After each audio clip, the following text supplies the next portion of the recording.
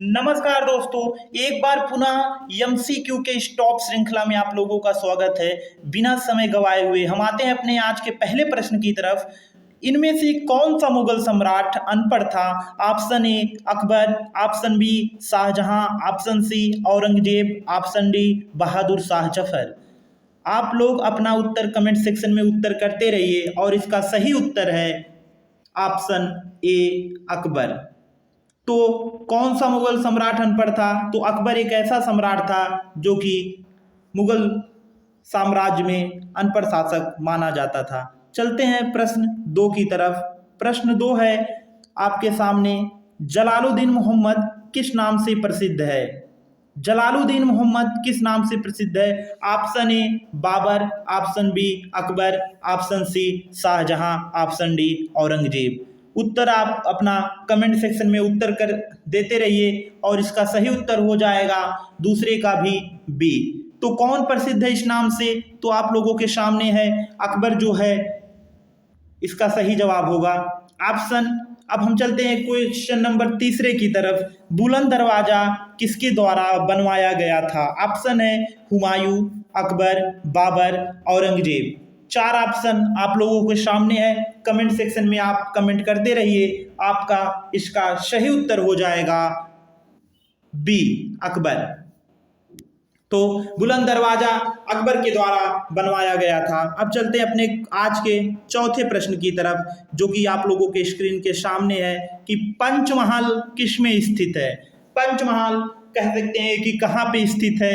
आपके पास ऑप्शन है ए हवा महल, बी ग्वालियर का किला, सी फतेहपुर सिकरी, डी आगरे का किला।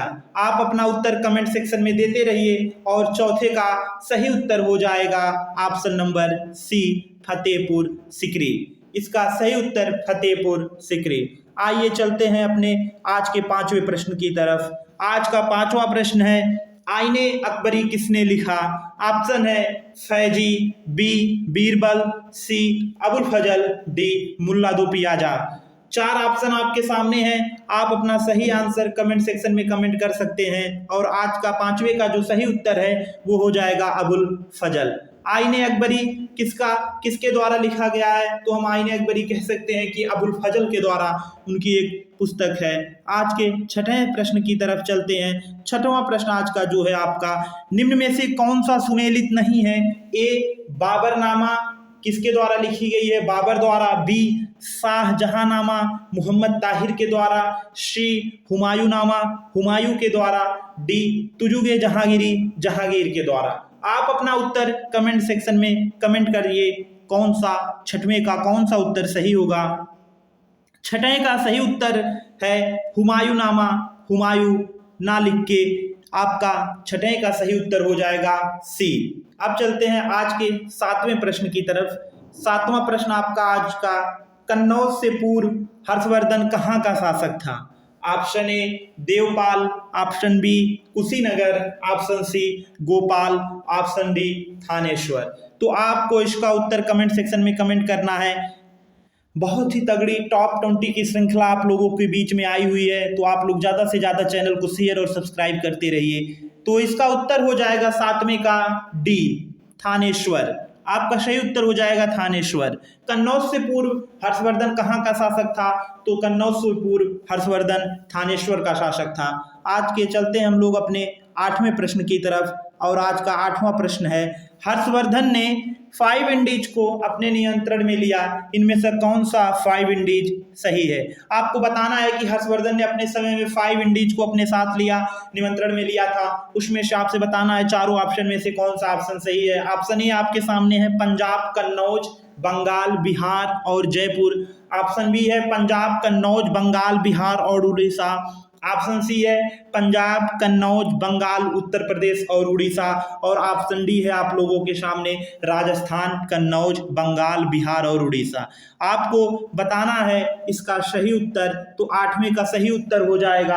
आप लोग जल्दी से कमेंट सेक्शन में कमेंट करते रहिए, हम इंतजार करेंगे आप लोगों का। इसका सही उत्तर हो जाएगा ऑप्शन बी पंजाब, कन्नौज, बंगाल, बिहार और उड़ीसा। अब बढ़ते हैं नेक्स्ट प्रश्न जो हमारे और आपकी स्क्रीन के सामने है। आप इसका सही उत्तर दीजिए। वह स्थल जहां हर्षवर्धन ने बौद्ध महासम्मेलन का आयोजन किया था। Option A Kashi, option B Prayag, option C Ayodhya, option D Sarnath. 9वें का उत्तर आप अपने कमेंट सेक्शन में कमेंट करिए, हमें इंतजार है आपके कमेंट का और हम देखते हैं कि कौन सा बच्चा, कौन सा बालक सही उत्तर देता है। 9वें का सही उत्तर हो जाएगा प्रयाग। बहुत सही, जिन बच्चों ने सही उत्तर किया है उन्हें बहुत बहुत बधाई। आप लोग ऐसे ही यूट्यूब चैनल को, हमारे इस चैनल को और ज़्यादा प्रमोट करिए। तो 9वें का उत्तर हो जाएगा प्रयाग। अब चलते हैं अपने आज के 10वें प्रश्न की तरफ। 10वां प्रश्न आपके स्क्रीन के सामने है। कन्नौज से पूर्व हर्षवर्धन कहाँ का शासक था? तो ये क्वेश्चन रिपीट हो गया, तो हम इसका समझ ही जान ही रहे हैं। इसका उत्तर हो जाएगा थानेश्वर। ये आपके रिवीजन में आ गया, समझ लीजिए। अब चलते हैं, बढ़ते हैं आज के 11वें प्रश्न की तरफ। हम लोग, हमारा 11वां प्रश्न आपके सामने होगा स्क्रीन पे। पाल साम्राज्य भारत के किस हिस्से से संबंधित है? 11 क्वेश्चन, 11 नंबर का क्वेश्चन, बहुत ही धाकड़ क्वेश्चन है। पाल साम्राज्य भारत के किस हिस्से से संबंधित है? पश्चिमी, पूर्वी, दक्षिणी और डी ऑप्शन है आपका उत्तरी। तो आप जल्दी से कमेंट सेक्शन में कमेंट करिए 11वें का उत्तर कि पाल साम्राज्य जो है भारत के किस हिस्से से संबंधित है। तो हम कह सकते हैं बिना किसी देरी के आप लोग बता सकते हैं इसका उत्तर बी पूर्वी। तो पाल साम्राज्य भारत के किस हिस्से से संबंधित था? तो हम कह सकते हैं कि पूर्वी हिस्से से संबंधित था। अब चलते हैं हम आज के 12वें प्रश्न की तरफ। 12वां प्रश्न आपकी स्क्रीन पर। पाल वंश का पहला शासक कौन था? चलिए बताइए। देवपाल, रामपाल, गोपाल, महिपाल।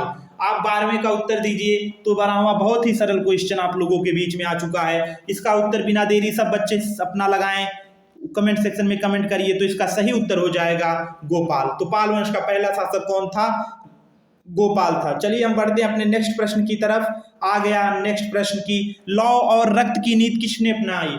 लौ और रक्त की नीति किस शासक ने अपनाई? आप बता सकते हैं। Option A Balban, option B Alauddin Khilji, option C Mohammad bin Tughlaq, option D Babar.